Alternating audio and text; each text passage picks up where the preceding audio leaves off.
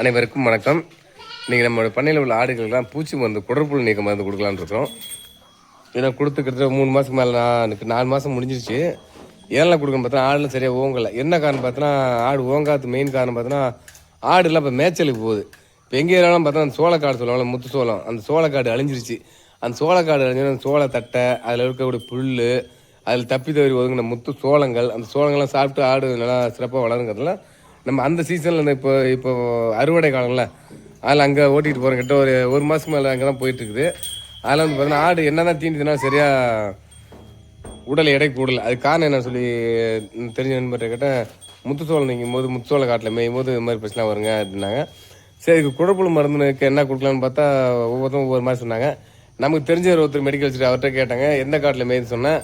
இந்த முத்துச்சோள காட்டில் மேய்னு சொன்னால் அதுக்கு இந்த மருந்தை கொடுங்க சொல்லி கொடுத்தா. அந்த மருந்து பேர் என்ன அப்படின்னா பெபினிக். இந்த மருந்து ஏற்கனவே ஒரு டைம் கொடுத்துருக்குறோம், ஓரளவுக்கு பரவாயில்ல விஷயம்ல தான் இருந்துச்சு. அதில் இந்த டைம் இதே தான் கொடுக்க போகிறோம். இந்த மருந்து கொடுத்தீங்கன்னா நல்லா முத்துச்சோள காட்டில் மேயிற ஆட்டுகளுக்கு இதான் பெஸ்ட்டுங்க சொல்லி கொடுத்துருக்குறாங்க. இந்த மருந்து எப்படிப்பா கொடுக்கணாவே? சிரிஞ்சி வச்சு. எப்படி சிரிஞ்சி வச்சு குட்டிக்கு, சின்ன குட்டிக்கு வந்து 2 மில்லி, மீடியமான குட்டிக்கு 5 மில்லி, பெரிய ஆட்டுக்கு 10 மில்லி. இந்த அளவில் வந்து எல்லாத்துக்கும் கொடுக்கணும். இப்படி கொடுக்கத்தான் நான் பண்ணையில் வந்து ஆடுகள் சிறப்பாக இருக்கும். பொதுவாக எல்லாமே கொடுத்துருப்பீங்க.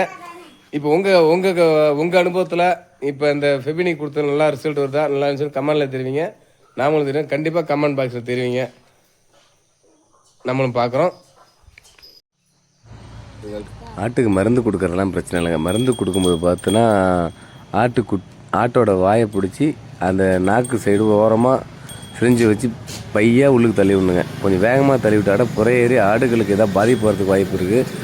ஆட்டை இப்படி தலைக்கு மேலே பிடிச்சிட்டு அந்த நாக்கை முடிஞ்சால் வெளில இழுத்து கொடுக்கலாம். இல்லை இழுக்க முடியாட்டி அந்த சிரிஞ்சியில் வச்சு கொஞ்சம் சைடில் எப்படின்னா கடவா பல் ஓரமாக வச்சு தள்ளி விட்டிங்கன்னா அப்படியே பையாக உள்ளுக்கு போயிடும். ஏன்னா நம்ம வேகமாக அந்த சிரிஞ்சு வச்சு அழுத்தும்போது பார்த்தோன்னா நேரம் புறையேறி ஆடுகளுக்கு பாதிப்பு வரதுக்கு வாய்ப்பு இருக்குது.